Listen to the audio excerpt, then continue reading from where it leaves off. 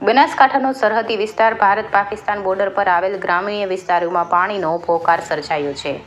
ચોથા નેસડા ગામે પીવાના પાણીનો કકળાટ. કેટલાય દિવસોથી નથી મળતું પીવાનું પાણી. બનાસકાંઠાના સરહદી પંથકમાં પીવાના પાણીનો કકળાટ જોવા મળ્યો છે. જો કે ઉનાળો આવે તે પહેલાં પીવાના પાણીની સમસ્યા સર્જાય છે. સરહદી પંથકમાં દર વર્ષે ઉનાળો બેસતાની સાથે જ પીવાના પાણીની સમસ્યા સર્જાય છે.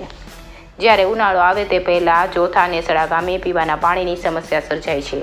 જો કે આજરોજ મળતી માહિતી મુજબ ગામના અગ્રણી અરવિંદભાઈ બ્રાહ્મણે જણાવ્યું હતું કે ચોથા નેસડા ગામે છેલ્લા 10 દિવસથી પીવાના પાણીની સમસ્યા સર્જાય છે. જો કે આ બાબતે ધારાસભ્ય ગેનીબેને રજૂઆત કરી છતાં કોઈ કાર્યવાહી કરવામાં આવતી નથી, જેથી તંત્ર દ્વારા તાત્કાલિક ધોરણે ચોથા નેસડા ગામે પીવાનું પાણી પહોંચાડવામાં આવે તેવી માંગ કરી છે. અને વધુમાં કે બનાસકાંઠા જિલ્લાના થરાદ શહેરમાં ખાનગી ઓટલો અને ખાનગી કંપનીઓમાં પાણી પુરવઠાની રહેમ નજર હેઠળ ગેરકાયદેસર કનેક્શન આપવામાં આવેલા છે અને અગાઉ પણ મીડિયા દ્વારા અને પર્દાફાશ કર્યો છે, પણ તંત્ર દ્વારા અનગઢ નીતિ અને એજન્સીઓની મિલીભગતના કારણે ગેરકાનૂની કનેક્શન દૂર કરવામાં આવ્યા નથી. અને જો કોઈ પણ એવું કહેતો હોય કે ગેરકાનૂની કનેક્શન નથી, તો આવતા એપિસોડમાં ગેરકાનૂની પાણીના કનેક્શનો થશેનો પર્દાફાશ.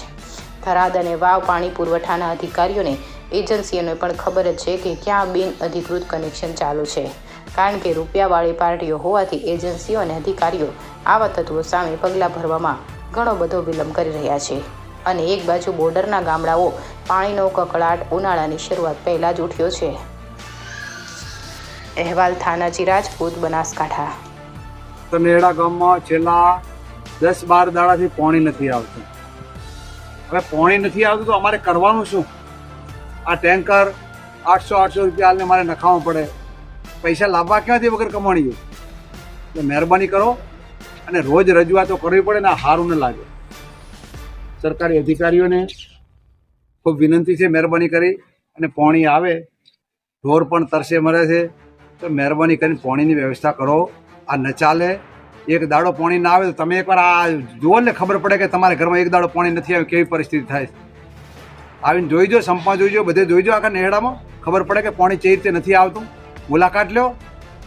ખોટો બોલવાનું કે ખોટા ઇન્ટરવ્યૂ આપવાની કોઈ જરૂર રહેતી નથી મારે, પણ અમે કેવું પડે, પરવાણે કેવું પડે. મહેરબાની કરીને પાણીની વ્યવસ્થા કરો. નેહડામાં 1000 રોજ રજૂઆત કરી અને હવે તો મારા દોતે કહી જાય. કોને રજૂઆત કરી? આ બધે રજૂઆત કરી છે, બધે ઠેઠ ગાંધીનગર સુધી, પણ એનો કોઈ રિઝલ્ટ તો આવતું નથી. એનો મતલબ શું આવ્યો એમ? તો પછી મહેરબાની કરીને પાણીની વ્યવસ્થા કરી અને જે અધિકારીઓ, જે જવાબદાર અધિકારીઓ છે તે કહી અને કોન્ટ્રાક્ટરને કહીને પાણી છોડે. આ તો એક દી બંધ થાય પણ બસ, મોટર બંધ છે, ફલાણું બંધ છે, ઊંધું બંધ છે. અરે આખો દી તમારો પ્રશ્ન, આખો દી અમારે શું કરવાનું હોય?